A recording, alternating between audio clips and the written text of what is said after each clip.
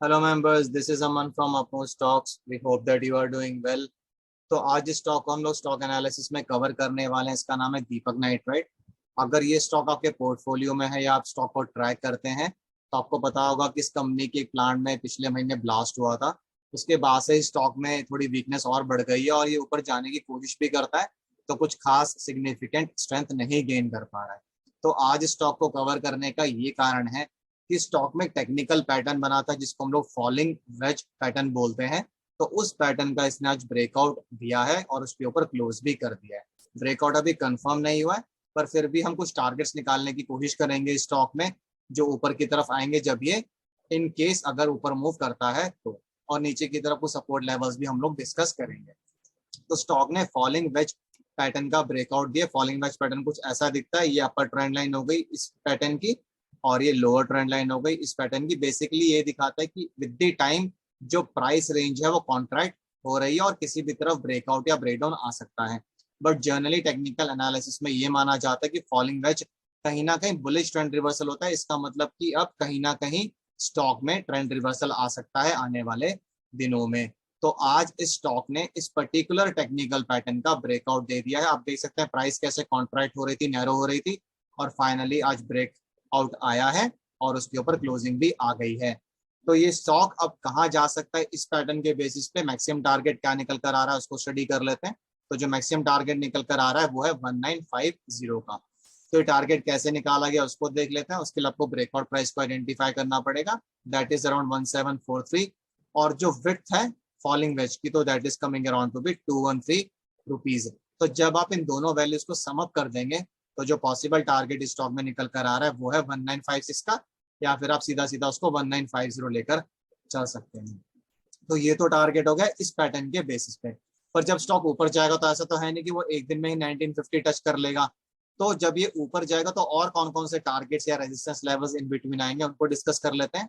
पहला टारगेट जो आएगा दैट इज 1827 टू 1841।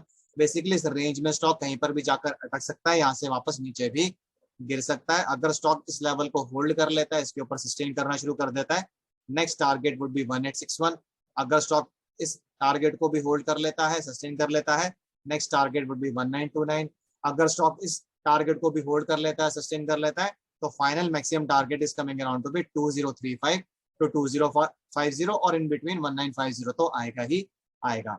तो ये 5 टारगेट्स इसमें निकल कर आ रहे हैं ऊपर की तरफ। आप इनको रेजिस्टेंस लेवल ही बोल सकते हैं, क्योंकि जरूरी नहीं कि सारे के सारे टारगेट्स एक गो में ही आएंगे। स्टॉक कहीं से भी वापस घूम सकता है। बट इस बात का ध्यान रखना है कि जब स्टॉक किसी लेवल को टच करेगा तो उसके बाद जो पहला लेवल वो तोड़ के ऊपर गया वहां पर उसको सपोर्ट लेना चाहिए।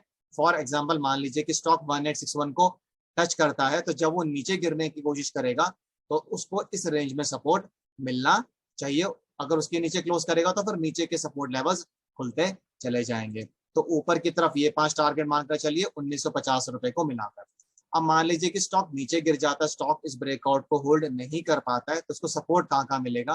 पहला सपोर्ट लेवल है 1745 पे, जो कि इस कैंडल का लो है, तो यहाँ पर इसको सपोर्ट मिलना चाहिए। अगर स्टॉक इसको तोड़ देता है, इसके नीचे सस्टेन करना शुरू कर देता है, तो next target would be around 1700 to 1706। Basically हमने टारगेट क्यों बोला, क्योंकि नीचे की तरफ टारगेट होंगे, आप इनको सपोर्ट लेवल्स भी बोल सकते हैं। किसी भी टारगेट या सपोर्ट लेवल से स्टॉक वापस घूम सकता है, इसलिए इनको हम टारगेट भी बोलते हैं और सपोर्ट लेवल भी बोलते हैं। मान लीजिए कि 1745 को तोड़ देता है, स्टॉक नीचे जाएगा 1706 को टच करेगा और फिर वापस घूम जाएगा।